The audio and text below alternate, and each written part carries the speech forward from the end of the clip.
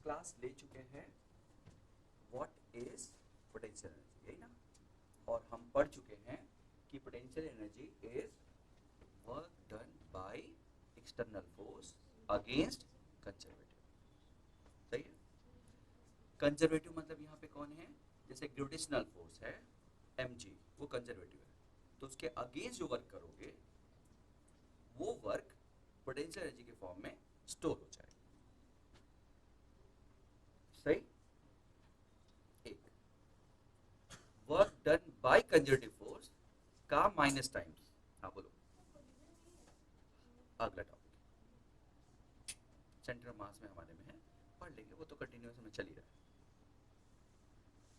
तो work done by conservative force, जो कि अभी जो मैंने स्टेटमेंट कहा था work done by external force against conservative, तो एक्सटर्नल फोर्स का जो वर्क डन है अगेंस्ट कंजर्वेटिव, अगर वो W है तो कंजर्वेटिव फोर्स का वर्क डन माइनस W होगा। तो वो W पोटेंशियल एनर्जी है, तो ये W पोटेंशियल एनर्जी नहीं है, चेंज इन पोटेंशियल एनर्जी है, तो ये W क्या है, ये माइनस W होगा, मतलब उल्टा हो जाएगा। तो कंजर्वेटिव का जो वर्क डन है वो एक्सटर्नल फोर्स के वर्क डन के अपोजिट होता है। सही है। तो वो अगर प्लस है तो ये माइनस, ये वो माइनस है तो ये प्लस होगा। इसका मतलब डेफिनेशन में तुम कंजर्वेटिव फोर्स लेना चाहो तो क्या कहोगे, minus times work done by conservative force is change in potential energy, potential. और work done by external force, work done by external force, अरे पोटेंशियल एनर्जी।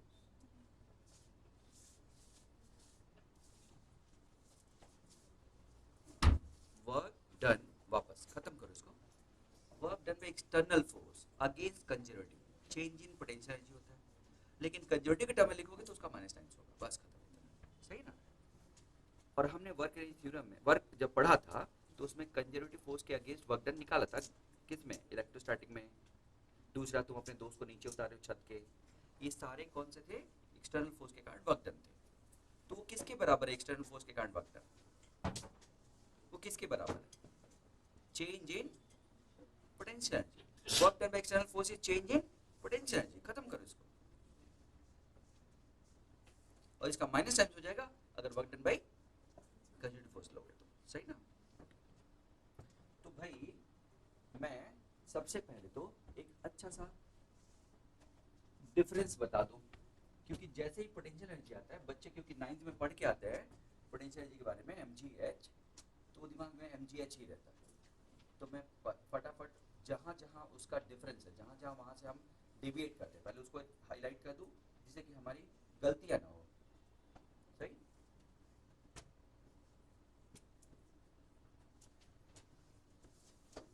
जैसे सबसे पहले तो ये अर्थ है, अर्थ, उसका मास m है, कैपिटल है। तो एक छोटा सा मास हम इन्फिनिटी से ला रहे हैं, कहां से ला रहे हैं, इन्फिनिटी। इसके सेंटर से किसी डिस्टेंस x पे अगर मैं पार्टिकल को ला चुका हूं और फर्दर dx नीचे अंदर ला रहा हूं, तो ये फोर्स कौन सा है, कंजर्वेटिव इस मास पे, और ये फोर्स कौन सा है, एक्सटर्नल। कंजर्वेटिव खुद खींच रहा है, एक्सटर्नल इसलिए मैं लगा रहा हूं कि मैं अपने दोस्त को सेफली नीचे उतार सकूं। ये नीचे उतर रहा है ना, जमीन के पास, मेरा दोस्त जमीन के पास उतर रहा है, मैं क्या कर रहा हूं, उसको सेफली धीरे धीरे नीचे जाए, इसलिए एक्सटर्नल फोर्स लगा रहा हूं अगेंस्ट कंजर्वेटिव। समझ गए। तो ये अगर बाई चांस तुम्हें एक्सटर्नल फोर्स ना दिखे तो वर्क डन बाय कंजर्वेटिव निकाल के माइनस टाइम्स कर लेना। तो मैं पोटेंशियल एनर्जी निकालने जा रहा हूं अर्थ के कारण, यानी ग्रेविटेशनल फोर्स के कारण पोटेंशियल एनर्जी जो है वो निकाले जा रहा है ना।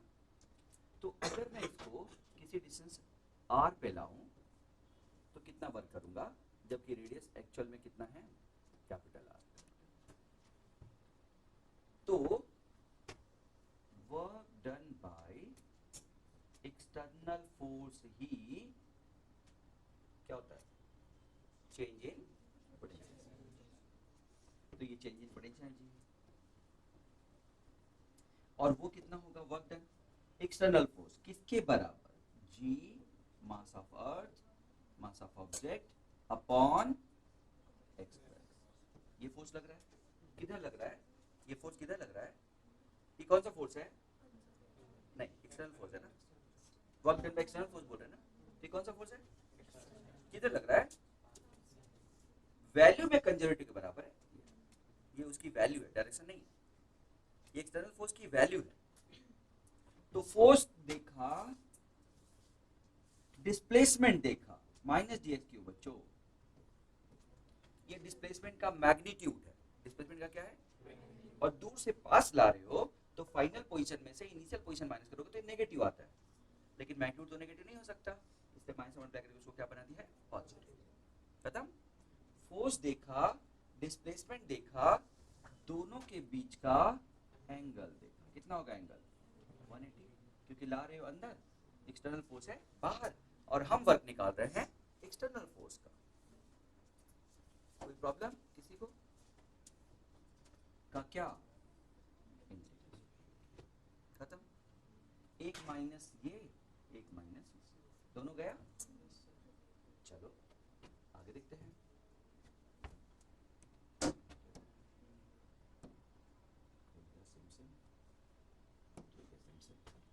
तो ये काटने के लिए मैंने रेड, ये येलो यूज कर दिया, सही। चलो अब बताओ क्या कॉमन ले लो इसमें से, G mass of earth mass of object common ले लिया, और 1/x² dx का इंटीग्रेशन क्या होता है, x की पावर -2 है ना, तो पावर में एक जोड़ दो, -2 + 1 -1, और उसी से डिवाइड कर दो -1, तो 1/x हो जाएगा -1, होगा ना, सबको इंटीग्रेट करना आता है। कहां से ला रहे हो, कहां तक ला रहे हो, r, तो इन्फिनिटी से r, यही तो वर्क डन हुआ टोटल। फोर्स देखो, डिस्प्लेसमेंट देखो, दोनों के बीच का एंगल देखो, वेरिएबल है तो इंटीग्रेट कर दो और लिमिट सेट कर दो। तुम सॉल्व करोगे, upper limit 1/r, lower limit 1/∞ 0 हो जाएगा, तो आंसर आएगा G mass of earth mass of mass upon, ये आया क्या, चेंज इन पोटेंशियल एनर्जी, और चेंज क्या होता है, फाइनल माइनस इनिशियल, और फाइनल क्या होता है, आर पे, इनिशियल कहाँ पे है, इन्फिनिटी पे, क्या है इनिशियल, इन्फिनिटी पे, यानी ये एनर्जी नहीं आई, क्या आई है, चेंज। सुनाई दिया, क्या हुआ तुमको, चलो ठीक, लेकिन मैं रेफरेंस लेता हूं, कल स्टेटमेंट तुमने पढ़ा था कि ये रिलेटिव होता है, कौन रिलेटिव होता है, पोटेंशियल, तो रिलेटिव होता है, तो रिलेटिव क्योंकि डिफरेंस है ना ये, तो रिलेटिव होता है, तो अगर मैं इन्फिनिटी वाले पोटेंशियल एनर्जी को क्या मान लूं, 0, ये क्या करता हूं मैं, लेट करता हूं, चलो अभी नहीं करता, तुम कह रहे हो तो तुम्हारी बात मान लेता हूं, तो फिर मेरी पोटेंशियल एनर्जी कितनी हो जाएगी, किसी जगह पे इन्फिनिटी पे पोटेंशियल एनर्जी -GmE_m/r, ये पोटेंशियल एनर्जी हो जाएगी किसी जगह पे, ध्यान रखना। तो बात मानता नहीं है, जब मानता है तो गलत मानता है, सही है, ये हो गई, ये है एक्चुअल रिजल्ट। बहुत सारे बच्चे इसमें कंफ्यूज रहते हैं, ध्यान रखना, बहुत सारे बच्चे इसमें कंफ्यूज रहते हैं, सही, कंफ्यूज क्या रहते हैं, इसी पे क्वेश्चन आता है और मुझे फंस जाते हैं, पता नहीं क्यों, मैं तो बहुत अच्छा पढ़ाता हूँ। बोलो क्या क्वेश्चन बन सकता है, बताओ, इसको मैं कुछ भी मान सकता हूँ, इसको मैं कुछ भी मान सकता हूँ, इसको और ठीक से लिखते हैं, किसी जगह पे जो पोटेंशियल एनर्जी है वो -GmM/r में रेफरेंस पॉइंट यानी इन्फिनिटी की एनर्जी क्या करनी पड़ेगी, तुम्हें जोड़नी पड़ेगी, तब जाके एनर्जी आएगी, है ना, बोलो बच्चों। अब ये इन्फिनिटी की एनर्जी तुम 0 मान रहे हो तो ठीक है, यही आंसर है, नहीं मान रहे हो तो कुछ और आंसर है, सुनाई दिया, तो ये समझ लो, क्लियर हो गया सबको? याद रहेगा ये अपने कोर्स में इस चैप्टर में नहीं, रोटेशन में, लेकिन कॉन्सेप्ट यहां से बनाएंगे तो थोड़ा अच्छा बनेगा। सही है? क्या कॉन्सेप्ट? सुनना। इसका मतलब ये हुआ कि अगर u इन्फिनिटी को हम क्या मान लें, 0, अगर, तो फिर u एट r क्या हो जाएगा, minus g mass of earth mass of mass upon r। किसी जगह पे ये पोटेंशियल दिया जाएगा अगर इन्फिनिटी पे 0 माने तो। किसी ने कहा नहीं, तुम इन्फिनिटी पे 0 नहीं मानो, मेरी मर्जी, मैं चाहे जो करूं टाइप का, तुम, मैं जो कह रहा हूं वो करो, r पे 0 मानो। चलो, यानी सरफेस को रेफरेंस मान लो, सरफेस को रेफरेंस लो। अब बताओ यू आर कितना? अरे कुछ समझ में आया पॉइंट? बोलो बच्चों, क्या तुम्हें पॉइंट समझ में आया? अब क्या करोगे? हमने जो डिराइव किया है वो कहां से कहां तक किया है, इन्फिनिटी पे रेफरेंस लेके यहां का। ये क्या कह रहा है, नहीं तुम सरफेस पे 0 लो। तो तुम सोचोगे कि सरफेस पे 0 लिया था, सरफेस पे था कितना, ऐसे सोचोगे, देखो ऐसे सोचोगे, सरफेस पे था कितना मेरे हिसाब से,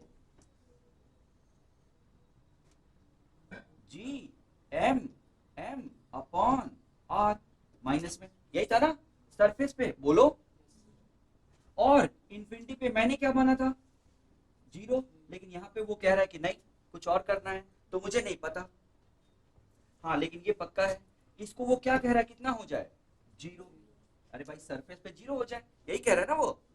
तो सरफेस पे 0 होने के लिए इन्फिनिटी पे कितना होना चाहिए, हाँ, इसका मतलब वो इन्फिनिटी पे क्या मान रहा है, G M M upon R मान रहा है, वो ये मान रहा है। और जब ये मान रहा है तो मेरा किसी जगह पे कितना हो जाएगा, minus G M M upon R में इन्फिनिटी पे जो है वो क्या कर दू, जोड़ दो, और वो कितना है, G M M upon R. पता नहीं क्या बोलते रहते हैं, कुछ समझ नहीं आता। चेक करो, इंपॉर्टेंट रिजल्ट है। अरे भाई मैंने इन्फिनिटी पे 0 माना था तो मेरा रिजल्ट ये आया था। अब इन्फिनिटी पे 0 नहीं माना तो रिजल्ट क्या है ये देखना है। तो इन्फिनिटी पे 0 नहीं माना तो क्या माना उसने, रेफरेंस तो इन्फिनिटी माना, और रेफरेंस पे 0 नहीं माना, तो क्या माना, उतना जोड़ दो, क्या दिक्कत? बोलो बच्चों, तुम्हें समझ नहीं आया तो कोई बात नहीं, मैं इसको फिर से एक बार एक रास्ते से बताता हूँ, ध्यान से सुनना। हाँ, ये सारे क्वेश्चन इंपॉर्टेंट है, आने वाली चीज है, आ सकती है, आई हुई भी है, अलग अलग फॉर्म में, तुम समझ रहे, थ्योरेटिकल है तो ये इसको ऐसे समझ लो, अल्टर कर लो, तुम्हारे किसी जगह पे जो एनर्जी है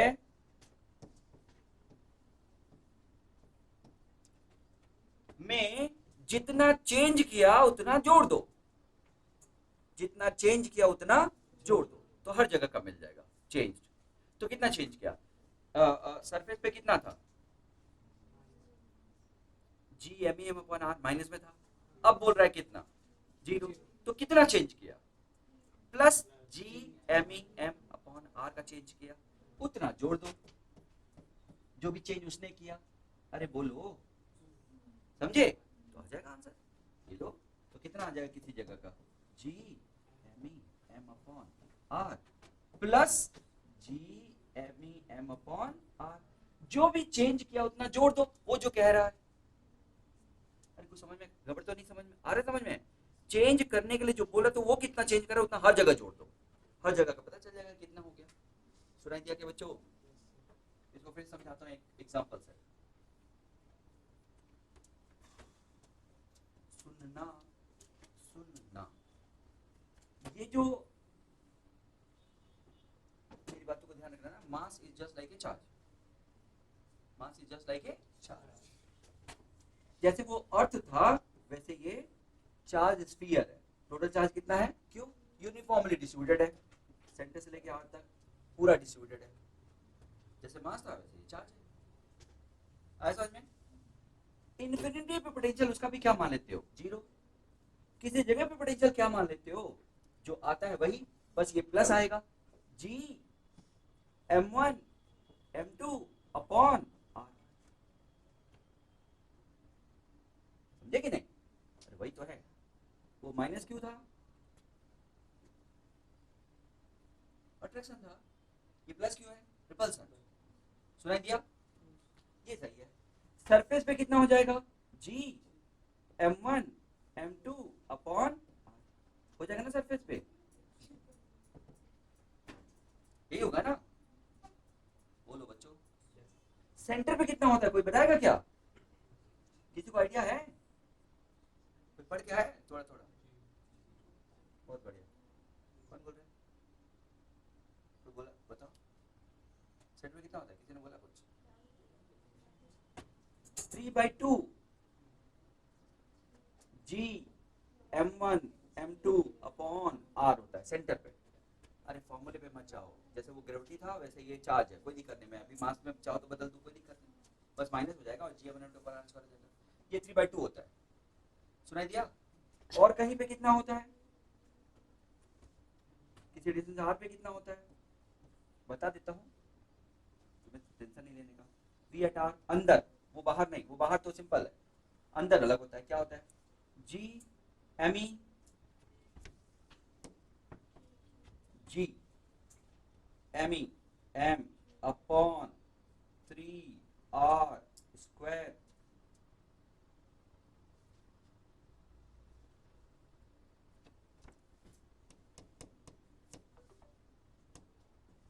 टू आर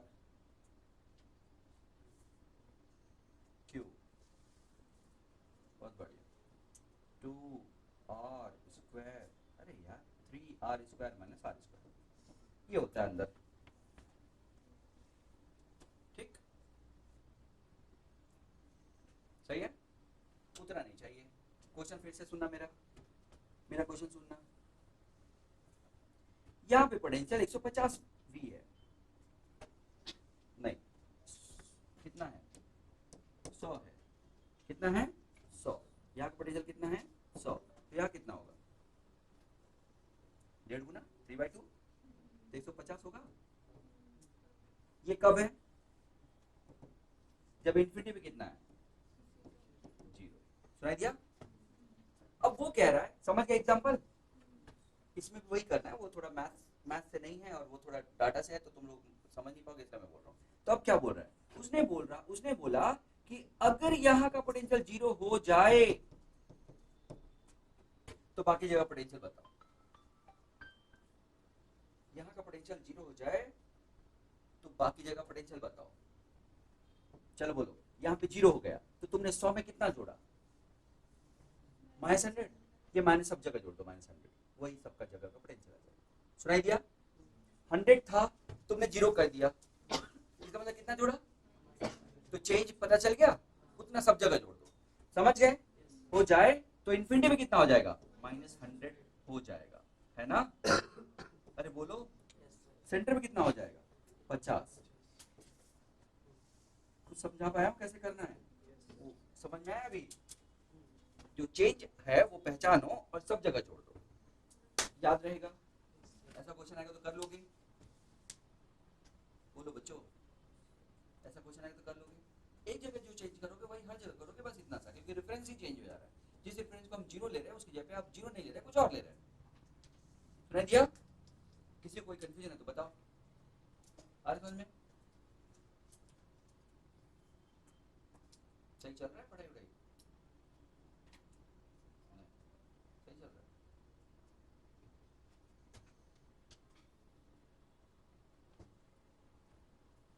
पढ़ाई में जो सबसे बड़ी एक तरह से हर्डल है ना इंजीनियरिंग वालों के लिए, वो ये है कि 25 में से मुझे 15 करने होते हैं, 20 करने होते हैं, समझ गए, जल्दी से ये हर्डल हटाओ, और कभी 25 का पेपर करो ही मत, नहीं समझे, 50 का पेपर करो, जैसे मेडिकल वाले करते हैं, जो कह रहा हूँ वो करो।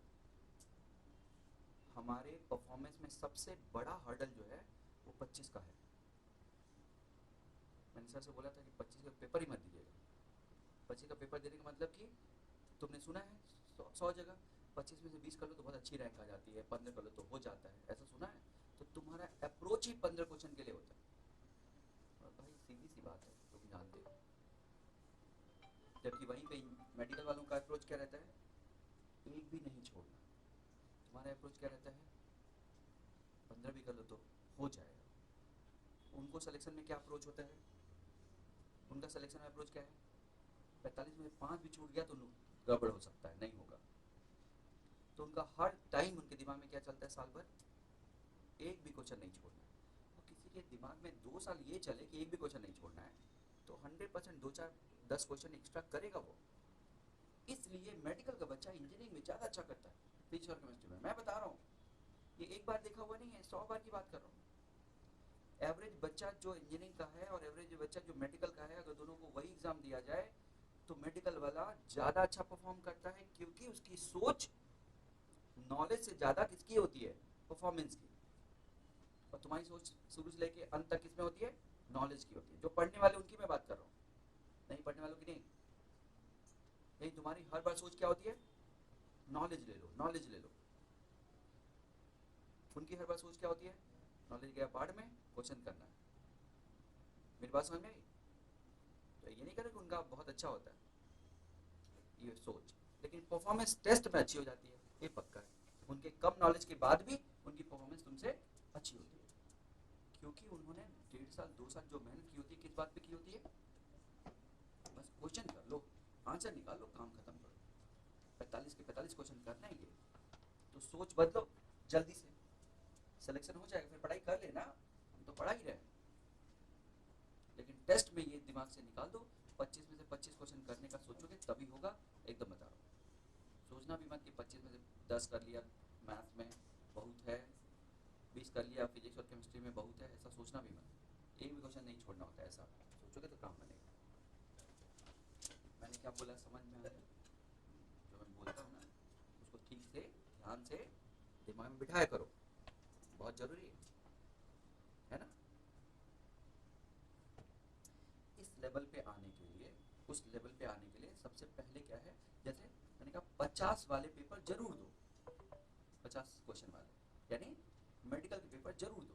उससे तुम्हें पता चलेगा कि अरे यार, मेडिकल वाला 40 क्वेश्चन कर ले रहे 50 में, 1 घंटे में आराम से, और मैं तो 25-30 भी नहीं कर पा रहा हूँ। तो तुम्हें समझ में आया कि अरे यार, पढ़ाई कुछ और है। यानी परफॉर्मेंस का मतलब पढ़ाई नॉलेज नहीं है, इसका मतलब ये है। परफॉर्मेंस मतलब कुछ और है, प्रेजेंस ऑफ माइंड, स्पीड, वो भी है, केवल नॉलेज नहीं है। उसी पेपर में वो ज़्यादा अच्छा करेगा मेडिकल वाला। तुम देख लो, यहीं पे कोचिंग में दे रहे हो ना तुम लोग टेस्ट, देख लो बहुत सारे मेडिकल के बच्चे अच्छा कर रहे होंगे तुमसे, समझे? तो बाकी पढ़ाई वढ़ाई तो होती रहती है, लेकिन पढ़ाई निकले तब ना। अब तुम साल भर 25 क्वेश्चन में उस नॉलेज को निकालोगे, वो 50 क्वेश्चन में नॉलेज को निकालेंगे। 100% 25 तो वहीं पे एडवांटेज आ गया उनका। क्या समझे? हो गया, ये समझ में आया तुमको? अब इसको भूल जाओ, ये इस चैप्टर का नहीं है, वो ग्रेजुएशन का है और इलेक्ट्रोस्टैटिक का है। यानी जो मैंने पढ़ाया भूल जाओ, लेकिन कॉन्सेप्ट समझ में आना चाहिए कि potential is always relative, potential energy is always relative, ये कॉन्सेप्ट समझ में आना चाहिए। और ये समझ में आ गया, इससे ज्यादा अच्छा, यहाँ बात सही है, रिलेटिव होता है। तो चलो बताओ, अब पोटेंशियल एनर्जी के बारे में आगे बढ़ रहे हैं ना, क्वेश्चन के बारे में। छोटा सा क्वेश्चन, इस मास की पोटेंशियल एनर्जी कितनी है? मास है, में ग्रेविटी में रखा है, पोटेंशियल एनर्जी कितनी है?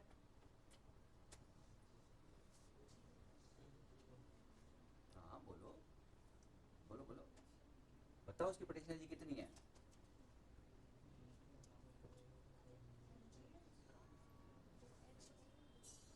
कोई तो बताओ।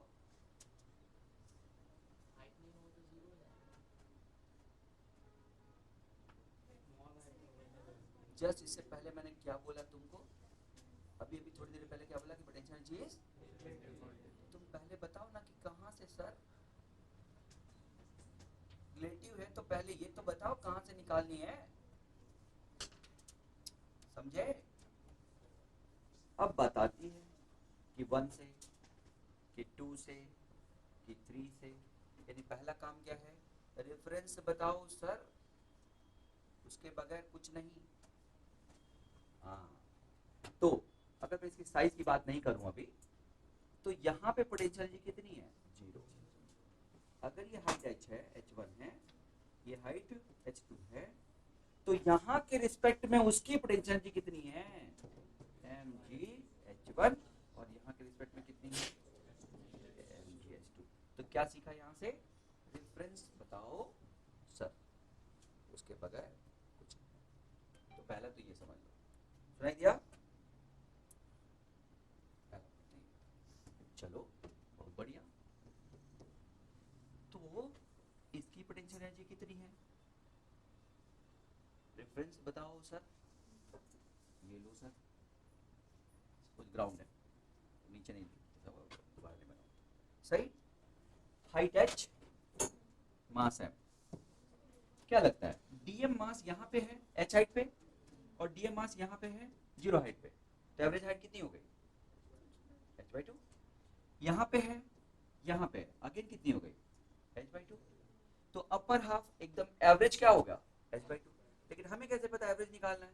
सब जगह एवरेज निकाल देंगे क्या? नहीं।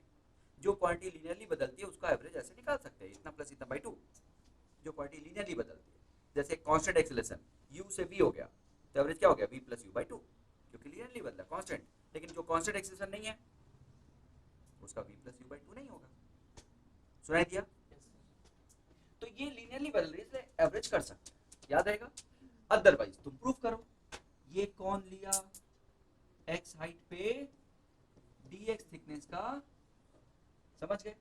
उसका मास कौन बताएगा? जल्दी से, उसका मास कौन बताएगा?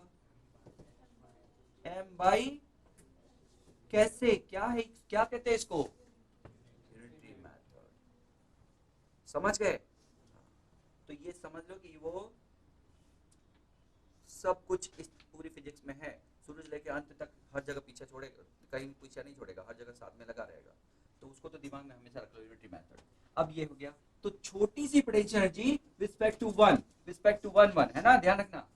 रेफरेंस 1 पे है, तो इसको कभी कभी रेफरेंस लेवल कहते हैं, रेफरेंस लेवल, और कभी कभी डेटम कहते हैं, डेटम, रेफरेंस लेवल या डेटम। तो डेटम के रिस्पेक्ट में या रेफरेंस लेवल के रिस्पेक्ट में जो पोटेंशियल एनर्जी है, इसके रिस्पेक्ट में ध्यान से, वो कितना है, कितना मास है? m/l into dx, m into g। क्या मैं डिराइव करूं कि mg कहां से आता है? चाहो तो कर लो, mg फोर्स है नीचे, लेकिन मैं तो ऊपर लगा रहा हूं, और ऊपर लगा रहा हूं तो कांस्टेंट फोर्स है ना, इंटू h। कितने हाइट तक ले गए? x तक। तो ये उसकी एनर्जी हो गई, है ना। और मैंने जिधर डिस्प्लेस किया उधर ही वो गया, इसलिए प्लस है। कोई दिक्कत? डिराइव तो नहीं करना है ना, समझ में आ गया ना, mgh आता है ना। तो mgh समझ रहे हैं ना, mg मतलब मेरा वर्क, उसका मेरा फोर्स मतलब एक्सटर्नल फोर्स वर्क। तो mg के बराबर फोर्स ऊपर लगा रहा हूँ, mg के बराबर फोर्स ऊपर लगा रहा हूँ, और h हाइट तक ले जा रहा हूँ। तो मेरा वर्क mgh प्लस में आएगा, और मेरा वर्क ही पोटेंशियल एनर्जी में चेंज होता है। उसका वर्क क्या होता है? Minus times. तो उसका वो नीचे लग रहा है, तो उसका माइनस टाइम्स आएगा, और माइनस लगाओगे तो प्लस आ जाएगा, पोटेंशियल एनर्जी तो उतनी आएगी। सुनाई दिया? तो ये छोटे से टुकड़े का हो गया पोटेंशियल एनर्जी, छोटे से टुकड़े का पोटेंशियल एनर्जी। पोटेंशियल एनर्जी को यू से डिनोट करता हूँ, पी से नहीं।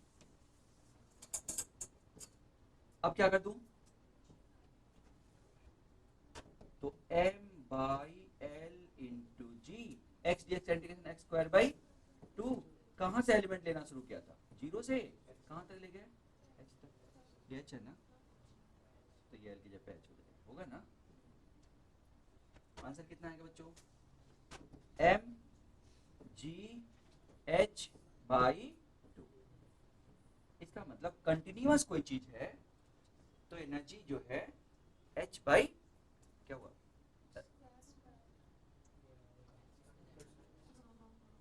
mgh/2। इसका मतलब कि ऐसा कंटिन्यूअस अगर है, क्या है? कंटिन्यूअस और यूनिफॉर्म है, तो हम उसके सेंटर ऑफ मास, ये सेंटर मास की पोजीशन होती है, मान सकते हैं ना कि सेंटर मास पे रखा है पूरा मास, सेंटर मास पे रखा है पूरा मास, सेंटर मास, सही ना। आगे पढ़ेंगे लेकिन फिर भी याद कर लो इसको, पे रखा हुआ मान सकते हैं, यानी हम पूरे कंटिन्यूस मास उठा के सेंटर मास पे रखें और तब उसकी पोटेंशियल एनर्जी निकाल लें तो काम बन जाएगा हमारा, आ जाएगी पोटेंशियल एनर्जी। सुनाई दिया?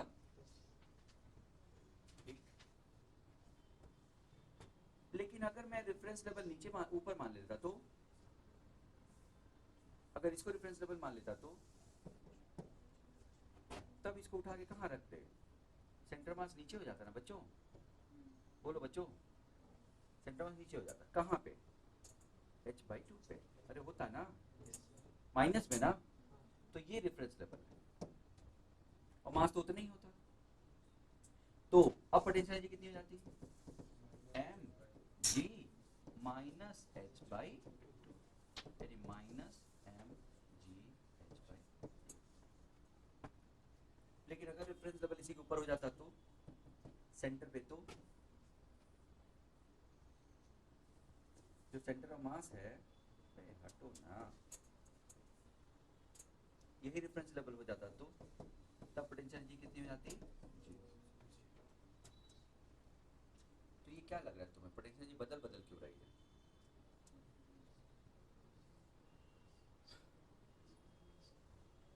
पोटेंशियल एनर्जी रिलेटिव होती है, क्या होती है?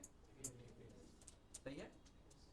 तो ये सभी पोटेंशियल एनर्जी नहीं है, ये पोटेंशियल एनर्जी नहीं है, ये चेंज इन पोटेंशियल एनर्जी है। क्या है? तो अगर मैं रेफरेंस लेवल यही मानूं तो कोई चेंज ही नहीं किया मैंने, इसलिए जीरो आ रहा है। रेफरेंस लेवल ये मानूं तो सेंटर मास को कहाँ ले गए? नीचे ले गए, इसलिए नेगेटिव आ रहा है, और उस केस में ऊपर ले गए इसलिए प्लस आ रहा है। तो रिलेटिव होती है, और हम सेंटर ऑफ मास को पे ही बैठ गए तो कैसे चेंज दिखेगा? सेंटर मास पे बैठ गए तो कैसे चेंज दिखेगा? ऐसा है, जमीन पे बैठे हैं और इसको खड़ा कर दिया ऐसे तो दिख रहा है कि हाँ ऊपर एच चला गया, जमीन पे बैठे नीचे कर दिया तो दिख रहा है कि नीचे चला गया। तो चेंज दिखेगा तब ना एनर्जी दिखेगी, क्योंकि ये एनर्जी नहीं है। कौन है ये? चेंज। तो ये mgh एनर्जी नहीं होती, क्या होता है? चेंज होता है। लेकिन चेंज कहाँ से? इनिशियल क्या मानते हैं? जीरो। इनिशियल क्या मानते हैं? तो जीरो मानते हैं, इसलिए चेंज ही पोटेंशियल एनर्जी कहने लगते हैं हम लोग, क्योंकि चेंज क्या होता है? Final minus initial is change, और इनिशियल को क्या मान लेते हैं? जीरो, इसलिए चेंज को जो पोटेंशियल एनर्जी है वो mgh आ जाती है। सुनाई दिया? बोलो, कंफ्यूज तो नहीं कर रहा मैं? ठीक है, अब चलो देख लो। तो ये टेबल है, ये रॉड है, लेंथ एल का, एक्स पार्ट नीचे हैंग कर रहा है। कौन बताएगा पोटेंशियल एनर्जी कितनी होगी? कुल मास m है। तो सबसे पहला काम क्या है? रेफरेंस क्या लिया गया है वो बहुत जरूरी है। तो ये रेफरेंस लेवल हमने लिया, तो रेफरेंस लेवल जिस पे लिया उस पार्ट का सेंटर मास तो उसी के ऊपर है ना, उसका पोटेंशियल एनर्जी क्या हो जाएगा? जीरो, और इसका निकालना है बस। ये सेंटर मास ऑफ पार्ट कितना है? x, तो कितनी दूर होगा? x/2। कितनी दूर होगा बच्चों? तो ये centre of mass of part 1 और ये centre of mass of part 2 अरे ना। तो पोटेंशियल एनर्जी क्या है? Potential energy of 1 plus potential energy of 2। Potential energy of 1 zero, और पोटेंशियल एनर्जी ऑफ 2 कितना मास? g minus x/2। देखना जरा, mg x²/2l।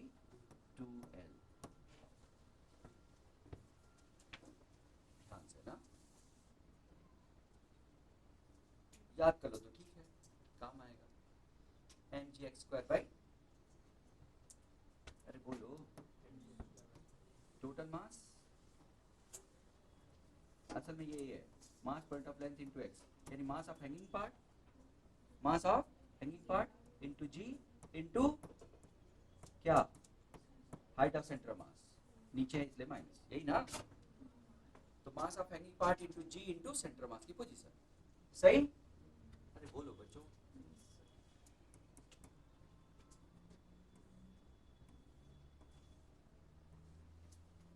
अल्फा है, बीटा है, चेन है,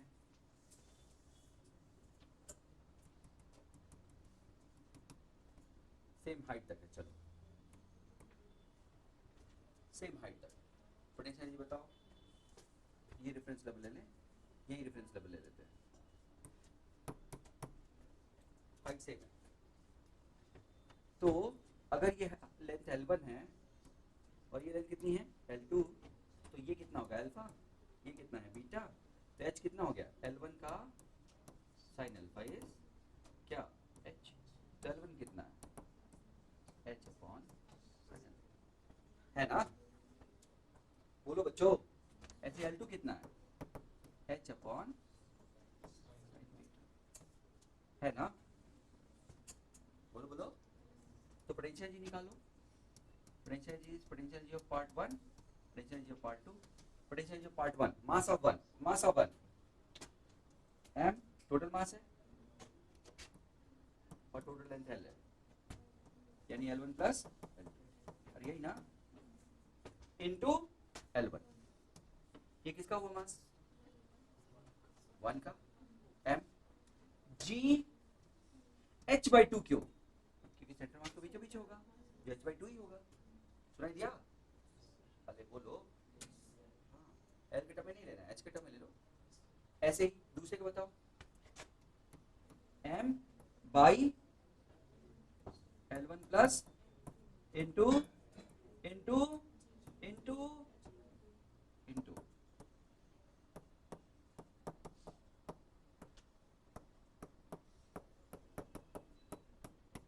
सही है, अरे बोलो, सब कट जाएगा, ये तो कुछ बचा ही नहीं, पूरे के पूरे मास को h/2 पे मान सकते हैं, बात तो सही है, इसका भी h/2 पे, इसका भी h/2, तो टोटल तो h/2 पे होगा ही होगा, इसका मतलब ये सब करने की जरूरत ही नहीं थी, नहीं,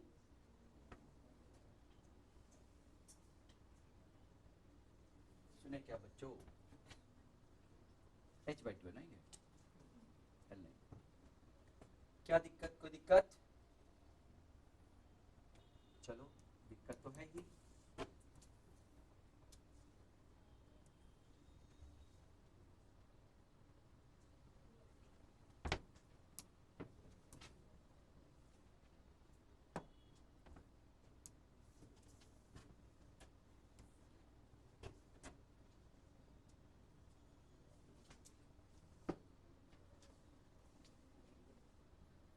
ये वर्टिकल से अल्फा एंगल बना रहा है, मास m है, लेंथ L है, चलो बताओ, पोटेंशियल एनर्जी निकालो, कैसे निकालोगे, कैसे निकालोगे बताओ, पहला काम, बहुत बढ़िया बहुत बढ़िया, रेफरेंस लेवल, ये जो मैं बोल रहा हूँ ना वो अपने आप तुम्हारा दिमाग बोला चाहिए, पहला काम क्या करते हैं भाई इसमें, रेफरेंस लेवल, दूसरा एलिमेंट, क्या ये अल्फा है, तो मैंने एक एलिमेंट लिया कितने एंगल पे, थीटा पे, क्यों एलिमेंट लेना पड़ रहा है, क्योंकि अजीब टाइप से वेरिएशन, थीटा थोड़ा सा कितना डी थीटा, तो लेंथ कितना R D theta, radius R है, बोलो बच्चों, तो बताओ छोटी सी पोटेंशियल एनर्जी कौन बताएगा, मास बताओ, m by l into R D theta, mass पता चल गया, जी में तो कोई दिक्कत है नहीं, h कौन बताएगा, डिफरेंस लेवल से हाइट, हाँ बोलो आर का, हाँ आर का, अरे हाइट यही है ना, का क्या, कहां से शुरू करें, थीटा की वैल्यू अल्फा तक ले जाएं, और अल्फा कितना होगा एल बाई आर, अरे आर्क है ना length, angle equal to arc upon radius, खत्म, करिए आंसर निकालिए, फिर से सोचिए उसको, टाइम दीजिए, हाँ बोलिए कितना आया, क्या है एम जी आधा 4 पाई, यही आया, देखो देखो, आधी 4 पाई,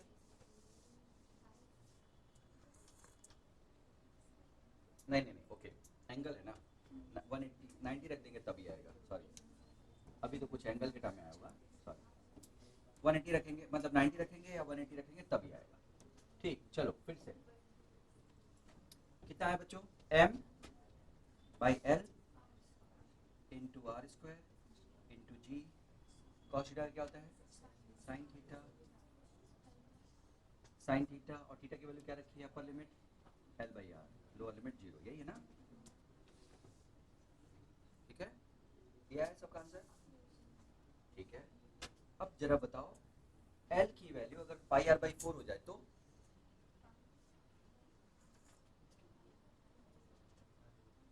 एल की वैल्यू 1/4, तब क्या होगा,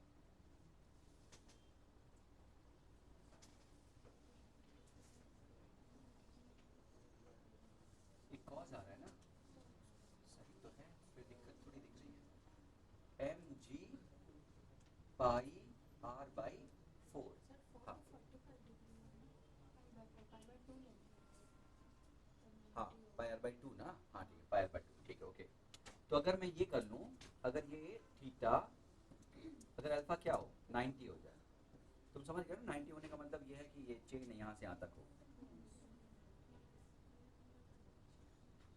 यहाँ तक हो, सुनो बच्चों, तो एनर्जी कितनी हो जाएगी बच्चा, M by L R square G, और ये कितना हो जाएगा, एल को कितना रखोगे, सीधा ये एंगल 90 रखोगे ना, तो साइन 90 कितना हो जाता है 1, यही ना, कहीं कोई दिक्कत हो गई है क्या,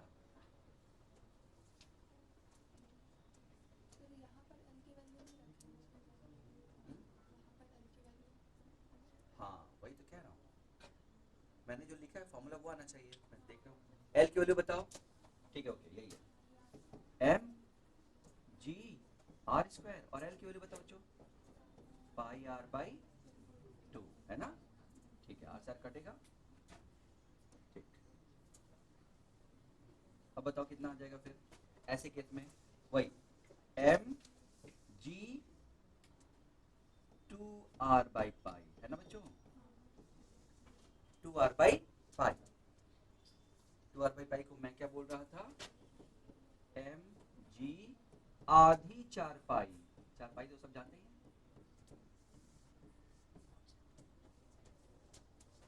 आधी 4 पाई रट डालो, वो इसलिए क्योंकि 10 जगह वो आता है फॉर्मूला, एसी में, एसी याद है, एवरेज करंट कितनी आती है एसी में पता है,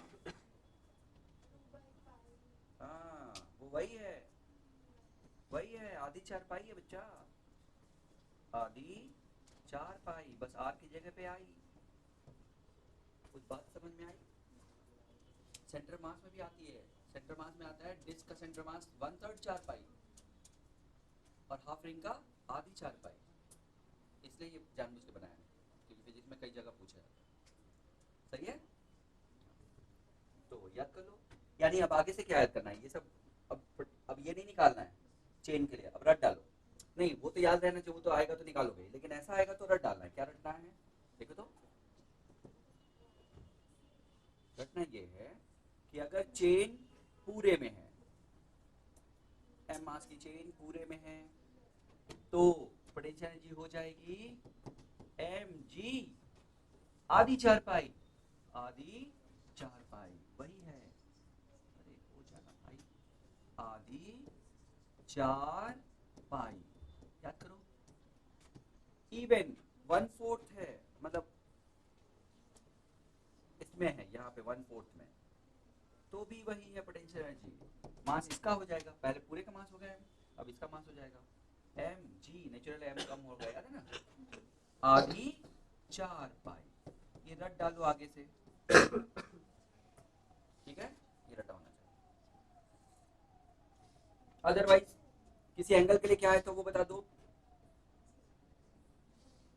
किसी एंगल के लिए क्या आया था, अगर अल्फा एंगल है तो, ये अल्फा एंगल है तो क्या आया था बताओ, चलो M G R square by L को सॉल्व कर लो, एल क्या था, अच्छा हाँ एल तो एल ही रखना पड़ेगा ना यहाँ पे, ठीक है, नहीं एल को 8 ही लिख सकते हैं, एल को 8 ही लिख सकते हैं ना, जो लेंथ था उसको आर थीटा लिख सकते हैं into sine alpha R alpha sine alpha, यही ना? यानी ज्यादा अच्छा रहेगा रखना M G R sine alpha upon alpha, यही ना बच्चों? ठीक है, ये ठीक है, ज्यादा अच्छा है, ये किसी भी एंगल के लिए हो जाएगा। याद है एंगल वर्टिकल से लिया गया है, एंगल कहां से लिया गया है?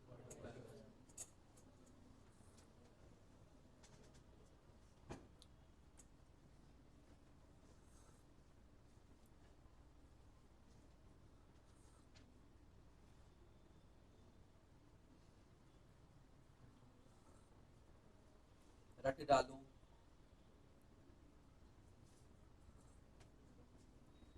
बताओ रेडियस ऑफ कर्वेचर पत्थर फेंकने पे ऊपर जाने में बढ़ता है कि घटता है?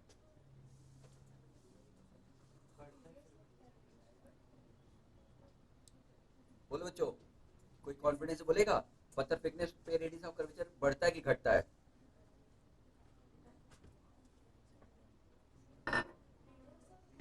हाँ, बढ़ता है ना?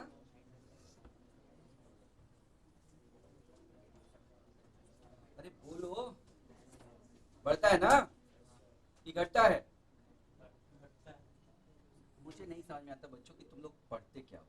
मेरी कॉपी तो नहीं पढ़ते, ये तो पक्का है, क्योंकि मेरी कॉपी पढ़ते तो ये कभी भूलने वाली चीज थोड़ी है। यही तो कह रहा हूँ, क्या ऐसा कुछ फिगर बनाया मैंने? ये भूल कैसे सकते हो भाई? ये कैसे भूल सकते हो? इतना अच्छा फिगर दुनिया में कहीं बना हुआ नहीं है, मेरी कॉपी में बना हुआ है, भूल कैसे सकते हो? तो फिर बाद में जाके बाहर गंदा ये मत बोलना कि बहुत गंदा पढ़ा देते हैं। समझा कि तुम कॉपी से पढ़ ही नहीं रहे हो। ये चेक है सिंपल सा कि तुम मेरी कॉपी से नहीं पढ़ रहे। कैसे भूल सकते हो? ये कैसे भूल सकते हो? इतना अच्छा फिगर भूल सकते हो क्या? तुम बोल रहे हो बढ़ता है, तो इसलिए कहता हूँ रटो, रोज एक बार पढ़ो, रटो रोज। अरे नहीं भूलना है भाई, उसको रटो ना रोज। कल बात हुई है, कल कल की बात करो, जैसे अब्दुल से बात हुई है, सीधा सा उसका परफॉर्मेंस बहुत अच्छा चल रहा है फिजिक्स और केमिस्ट्री में, मैथ्स में भी थोड़ा कम है, लेकिन कल बात हुई, तुम बस मेरे वर्ड्स रटो। और वो कर रहा है, अब स्टार्ट हो गया, क्योंकि उसके पास अब 4 महीने का टाइम रटने का है, कोर्स खत्म हो चुका है, तो वो केवल और केवल कॉपी रटो, तुम भी रटो। अरे वो लापरवाही मत करो भाई, जो कह रहा हूँ वो करो, जो कॉपी में करा है वो रटो। जैसे अब ये तुम रटोगे, अगर ये रटा रहेगा, अरे कोई रोक नहीं सकता भाई। अगर इस लेवल की चीजें रटी हुई है ना, कोई रोक ही नहीं सकता। फिजिक्स में 22 क्वेश्चन कोई नहीं रोक सकता, 21 क्वेश्चन कोई नहीं रोक सकता। मैं बता रहा हूँ, बस ये इस लेवल की चीज रट पाओ अगर तो। एंगुलर मोमेंटम क्या होता है? बढ़ता है कि घटता है? एंगुलर मोमेंटम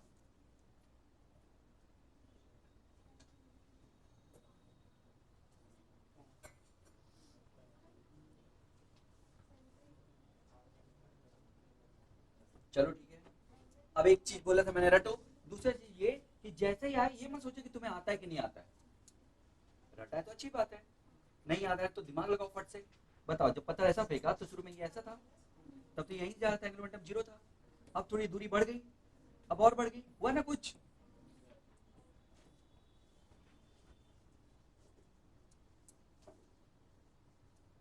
सुनाई दिया? ऊपर जाते समय वेलोसिटी भी थोड़ी कम हो रही है, वो अलग बात है, डिस्टेंस बढ़ रही है लेकिन वेलोसिटी कम हो रही है। ये तो पक्का है कि लास्ट में काफी ज्यादा हो जाएगा और शुरू में जीरो है, ये तो पक्का है। सही ना? इसका मतलब कुछ भी हो, या तो घट के बढ़ा हो, लास्ट में तो ज्यादा ही है। तो मैं रफ बोल रहा हूँ, रफ। बाकी तुम किससे निकाल सकते हो? टॉर्क से। Rate of change of angular momentum कितना होता है बच्चों? टॉर्क। और टॉर्क लगातार बढ़ता जा रहा है, M G H, M G X, M G X, M G X, M G X, और टाइम भी बढ़ता जा रहा है। तो मुझे तो लगता है एंगुलर मोमेंटम बढ़ता ही जाएगा, तुम देख लो। बाकी तुम्हारी मर्जी, वो अलग बात है, मैंने क्लास में पढ़ा है इसलिए बोल रहा हूँ। पढ़ा है ना एंगुलर मोमेंटम? अरे टॉर्क पढ़ा है कि नहीं प्रोजेक्टाइल मोशन में? नहीं पढ़ा है क्या? पढ़ा होगा, देख लेना एक बार, ठीक है। नहीं पढ़ा है तो कम से कम वो जो भेजा हूँ बाद में रिवीजन, वो तो उसमें तो है ही, जो 1 पेज का रिवीजन भेजा हूँ उसमें तो है, मुझे पक्का याद है। चलो ठीक है, कोई बात नहीं। तो क्या करना है हमें बस कुल मिला के? कॉपी रटो, मुझे 1 घंटा तीनों सब्जेक्ट की कॉपी को रटने के लिए दो। 1 घंटा जरूर दो बच्चों, मैं जो कह रहा हूँ वो करो। तुम्हारा सिलेक्शन चाहिए ना तुम्हें, बस मैं बोल रहा हूँ सिलेक्शन के लिए दिक्कत ही नहीं है, तो पढ़ाई के लिए दिक्कत है। सिलेक्शन कुछ ऐसे बच्चे हैं जो रट के 97 96 लाए हैं बड़े आराम से, कुछ नहीं आता उनको। एग्जाम्पल्स मेरे नज़रों के सामने बोल नहीं सकता हूँ, मतलब ठीक नहीं लगेगा, बहुत गंदे तरीके से पढ़ के। ठीक है रटो, मैं रटने का मतलब ये नहीं कह रहा हूँ कि तुम रटो का मतलब ये थोड़ी कह रहा हूँ कि वो रटो जो तुम्हें समझ नहीं आया, मैं उसकी बात ही नहीं कर रहा हूँ। लेकिन कुछ समझ नहीं आया ऐसा मैथ का, तो मुझे तो नहीं लगता कि ऐसा हो सकता है। सब समझ में आ रहा है तो रटो। फिलहाल कल से लेके आज तक या वर्क पर एनर्जी में सारी चीज़ें रटी है ना। रटने का मतलब याद करके होता है, और वो कुछ टीचर बना देता है और कुछ तुम बनाते हो, सारा टीचर नहीं बना सकता। जैसे मैंने पावर का बना दिया, बनाया ना, मुझे लगता कि कोई भी बच्चा थोड़ा सिंसियर है तो पावर उसको नहीं आएगा, ये तो पक्का है। डेफिनेशन बेस्ड, कुछ देके पावर पूछ ले, पावर देके कुछ पूछ ले, कोई क्वेश्चन इसके बाहर हो ही नहीं सकता, तुम ढूंढ के लाओ, हो ही नहीं सकता। तो ये तो रट ही गया, ऐसे रट गया, यानी ये ऐसा बन गया कि चलो रट गया, काम खत्म। वर्क में क्या रट गया, फोर्स पहचानो, किसके कारण, किसके against, against friction, with friction यानी by friction, against external, by conservative, या कुछ तो होगा ना। तो फोर्स पहचानो, ये फोर्स पहचानो जो मैंने लिखा है वर्ड, वहां पे शायद ना समझ में आए, लेकिन जैसे जैसे तुम आगे बढ़े तुमने क्या देखा, अरे बहुत जरूरी है कि तुम, अगर मैं बोल रहा हूँ work done by external force against conservative और वर्क डन बाई कंजर्वेटिव, दोनों में बहुत अंतर है, क्योंकि एक प्लस आएगा और एक माइनस, पूरा कॉन्सेप्ट ही चेंज हो जाएगा। इसका मतलब जो पहली लाइन है कि बाई एंड अगेंस्ट, वो बहुत इंपॉर्टेंट है। जो पहली लाइन है मेरा वर्क, तुम समझ सकते हो कि पूरे चैप्टर में क्या आने वाला है, उसको मैंने पहली लाइन में समराइज किया है। तो वो पहली लाइन तो बहुत इंपॉर्टेंट है। कैसे समराइज किया, याद है ना वर्क का, कि भाई किस फोर्स के कारण और किस फोर्स के अगेंस्ट, वो बहुत जरूरी है। एक फिर डिस्प्लेसमेंट पहचानो, प्लस है कि माइनस, डायरेक्शन ऑफ डिस्प्लेसमेंट। अच्छा कार्टेशियन फॉर्म में मैंने क्या बताया था, डीएक्स नेगेटिव नहीं लेंगे, है ना। कार्टेशियन फॉर्म में याद है, वो लिमिट सेट करेगा।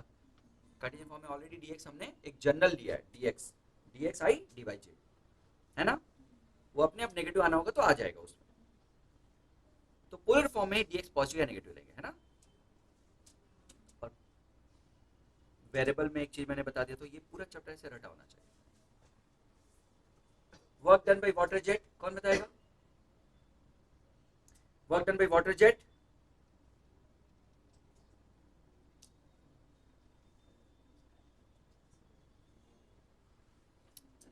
कुछ नहीं याद है तो एक चीज याद होगा, mass point of length into V square, इतना तो याद करो, तो सब में था। वो अलग बात है कि उसको मास को रो ए वी स्क्वायर लिख सकते हो करोगे तो, लेकिन ये तो सबको याद होना चाहिए ना, mass point of length into V square, उसको 4 फॉर्मूले में डिराइव किए हम लोग, एक भी नहीं याद है, ऐसा कैसे हो सकता है भाई। ये तो तभी हो सकता है कि मैं भूलूंगा किसी भी हालत में, अब भूल गए। रोज 1 घंटा पिछले टॉपिक्स जो सर ने टीचर्स ने पढ़ाए उसको पढ़ने में दो। वो तुम्हारी मेहनत है, क्लास में बैठ के 4.5 घंटे जो रोज पढ़ रहे हो, 6 घंटे 5 घंटे पढ़ रहे हो, उस मेहनत को क्यों बर्बाद कर रहे हो। अरे वो मेहनत बस 5 मिनट में वो रिन्यू हो जाएगी, सारी मेहनत केवल 5-10 मिनट में, तो उसको क्यों छोड़े भाई। तुम्हारे क्वेश्चन करने से ज्यादा इंपॉर्टेंट है ये, तुम्हारे क्वेश्चन ज्यादा इंपॉर्टेंट क्यों है। मैं, तुम चाहो तो मैं प्रूफ कर दूं, मैंने कहा, मैं क्या बोलता हूँ, मेरे पढ़ाने के बाद सीधा सेकंड लेवल करो, और जो लोग कॉन्फिडेंट हैं उनसे होता है सेकंड लेवल, एचएलवी भी हो सकता है, तुम ट्राई करके देखो, मैंने देखे हैं इसे करते हुए, इसलिए बोल रहा हूँ। इसका मतलब ये हुआ कि मेरी लाइन ही सब कुछ है, यानी उसके बाहर कुछ नहीं है, और तुम्हें लाइन याद नहीं है, इसका मतलब है कि तुम मेरे एक्सपीरियंस का फायदा नहीं उठा रहे हो, तो फिर क्या फायदा हुआ। तो तुम अपना दिन भर की जो मेहनत है उसको 1/4 कर सकते हो मेरी लाइन याद करके, क्योंकि उस लाइन से सारे क्वेश्चन होंगे, पक्का है, 100% पक्का है। तो मेरी लाइन प्लस थोड़ा इमेजिनेशन, बस और कुछ नहीं चाहिए। तो अपनी जबरदस्ती तुम 10 घंटे 5 घंटे 7 घंटे के क्वेश्चंस कर रहे हो बिना लाइन याद किए, अपना दिमाग लगा लगा के, वो गलत है। तो अगर तुम एक तरह से फिजिक्स में 3 घंटे दे रहे हो क्या करके, बिना लाइन याद किए 3 घंटे दे रहे हो, तो मैं कह रहा हूँ आधे घंटे पहले मेरी लाइन याद करो, फिर 2.5 घंटे दो, बहुत फर्क पड़ेगा, बहुत बहुत फर्क पड़ेगा। समझ गए? तरीके से करो, नहीं तो फालतू हो जाएगा, पूरी मेहनत बेकार हो जाएगी ना। क्या पोटेंशियल जी के बारे में समझ में आया तुम्हें क्या कर रहा हूँ? तो ये सब तुम पोटेंशियल जी को अपना देख लेना, ये सब है ना। ये यहाँ पे कंफ्यूज करेगा, हटा देता हूँ।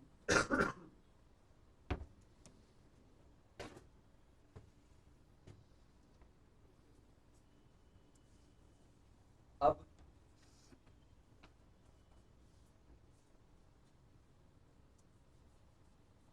ये ग्रेविटेशनल पोटेंशियल एनर्जी हो गई। अच्छा तो मैं एक छोटी चीज और प्रूव कर दूं, हमने तो पोटेंशियल जी ये निकाली थी अर्थ वाली, G mass of earth mass of man upon R minus times, ये निकाली थी ना। और अभी देख रहे हैं mgh है, क्यों है भाई, तो देख लेते हैं। ये कौन है, अर्थ, सेंटर से ये कितनी डिस्टेंस पे है किसी टाइम पे, r, थोड़ा और ऊपर ले गया कितना, h। तो चेंज इन पोटेंशियल बताओ, ये 2 है और ये 1 है, तो चेंज इन पोटेंशियल एनर्जी बताओ। तो potential energy at 2 minus potential energy at 1, change का मतलब फाइनल माइनस इनिशियल होता है। 2 पे बताओ, g mass of earth mass upon, common ले लिया माइनस टाइम्स, क्या बचा 1 upon r plus h minus 1 upon r। क्या ये सबको समझ में आया? जीएमई में बस सेंटर से लेते हैं, सेंटर से डिस्टेंस लेते हैं, अर्थ की सेंटर से डिस्टेंस, ये सारी आ रहे हैं ना, दिख रहा है क्या, सबको समझ में आ रहा है? अच्छा ये क्या है, G M E M upon, LCM ले लो, h upon r plus h into R, check करो तो माइनस, तो माइनस माइनस क्या हो गया प्लस, सही।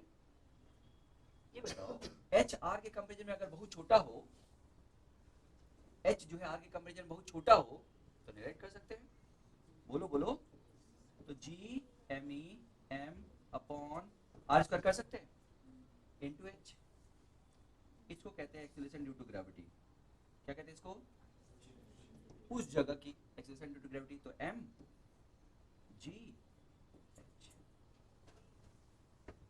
यानी m g h कब है, कब है, क्या कंडीशन है इसमें, हाँ तो बहुत इंपॉर्टेंट है कि h is very very less than r, तब है ये। तो सबसे पहले मैंने क्या बोला था, mgh पोटेंशियल जी नहीं है, क्या है, चेंज, दिख रहा है चेंज है, और चेंज तब जब 1 को क्या मान ले हम लोग, 0, तो h आ जाएगा, आएगा ना, डिफरेंस ले रहे हैं तो इसको रेफरेंस लेवल 0 मान लेते हैं, तो उसका mgh हो जाता है। क्यों हुआ, दिख रहा है h बहुत छोटा है तभी होगा, h बड़ा है तो नहीं होगा, कभी बोल देगा कि h इज r/2, बताओ वर्क डन या चेंज इन पोटेंशियल एनर्जी, तब भाई नहीं करोगे ये, तब तो mg gmem अपॉन r2 और gmem अपॉन r1 करके माइनस करके तब निकालोगे, याद रहेगा। ये क्या बताना चाहता हूँ, समझ में आया? ये कॉन्सेप्ट जबरदस्त है, ध्यान से, ये सब गलत करते हैं हम लोग। ये बता रहा है कि असल में हमने जो पोटेंशियल एनर्जी पढ़ा है वो वही है, अलग नहीं है, बस चेंज है। रेफरेंस हमने कहाँ पे ले लिया है, पहले वाले पॉइंट को रेफरेंस ले लिया है, और h है तो mgh हो गया, चेंज, सही ना, समझा पाया हूँ। क्वेश्चन आएगा तो धीरे धीरे आराम से, कोई ज़्यादा दिक्कत नहीं, आराम से सोच समझ के कोशिश करना कि क्या बोलना चाहते हैं, उसका फायदा क्या है, उसका असर क्या है, जो हम कर रहे हैं उसका असर क्या है। तो पोटेंशियल एनर्जी पूरी खत्म हो गई।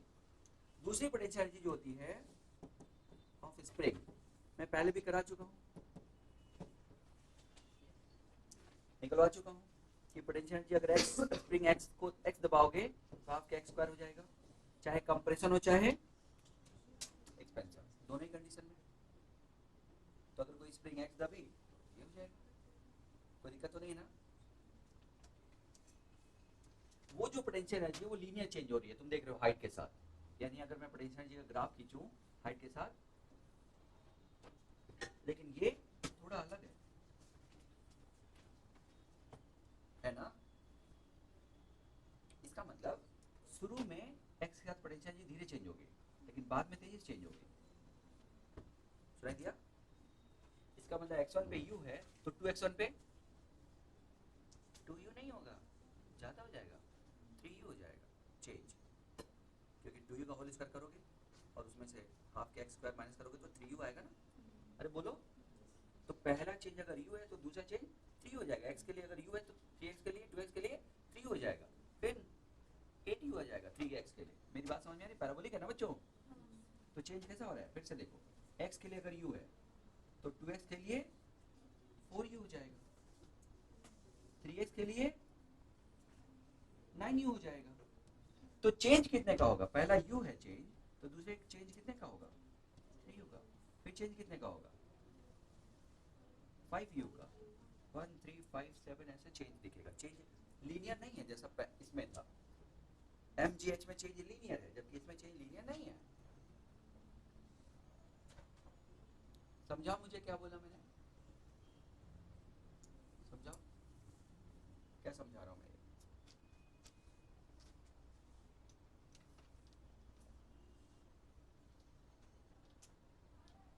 ये अभी क्या समझाया मैंने अभी आपको?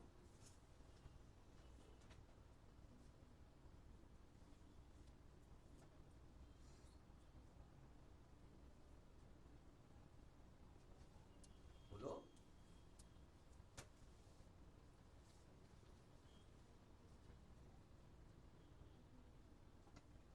क्लास में बैठी हो तो क्लास में दिमाग लगाओ। क्या समझे? पता नहीं कहाँ दिमाग चला जाता है तुम्हारा बीच बीच में। सुनी होती तो इतना इंतजार थोड़ी करना होता। नहीं सुनी हो तभी तो पूछा हूँ तुमसे। मैं तुमसे क्यों पूछा? क्योंकि मुझे पता है कि तुमने नहीं सुना। पढ़ा इधर हो, पता क्या उधर किताब पलट रही हो। मेरी बात समझ में आ रही है यहाँ पे? तो कई बार बच्चों को ये क्वेश्चन पूछा जाता है कि x खींचा तो एनर्जी u है, तो 2x खींचने पे एनर्जी कितनी? तो जल्दीबाजी में बच्चे डबल कर देते, वैसा नहीं चाहिए, बस और कुछ नहीं चाहिए, है ना। तो वेरिएशन कुछ अलग। ये सब क्वेश्चन बेस है, कोई कॉन्सेप्ट थोड़ी। क्वेश्चन बेस है, क्वेश्चन के हिसाब से बना, खत्म। ठीक है, अब क्या हो गया? हो गया खत्म। एक दिन और बस कंजर्वेशन ऑफ एनर्जी, बस समझ गए? एक दिन और लास्ट कंजर्वेशन ऑफ एनर्जी, उसके बाद ये खत्म। खत्म क्या? एक लाइन और पढ़ लेंगे तो सर्कुलर मोशन स्टार्ट हो जाएगा। सर्कुलर मोशन में सर्किल का मैं पढ़ा चुका हूँ तुम्हें, है ना। मतलब displacement, angular displacement, angular acceleration से पढ़ा चुका हूँ। तो वो बुक में हमारे अलग से पढ़ाया गया है दोबारा, तो दोबारा नहीं पढ़ाने वाला हूँ, वो तो सेम है। तो अब सर्कुलर मोशन हमारे में अलग से, तो वो अलग से में क्या पढ़ा रहा है? पहले काइनेमेटिक्स ऑफ सर्कुलर मोशन जो मैं पढ़ा चुका हूँ, फिर डायनेमिक्स ऑफ सर्कुलर मोशन। तो काइनेमेटिक्स में पढ़ा चुका हूँ और डायनेमिक्स में यही न्यूटन लॉ और वर्क फॉर एनर्जी का यूज करके पढ़ाया है। तो ये तीनों सब पढ़ चुके, बस क्वेश्चंस करा दूंगा मैं, समझ गए? तो कल जो है कंजर्वेशन ऑफ एनर्जी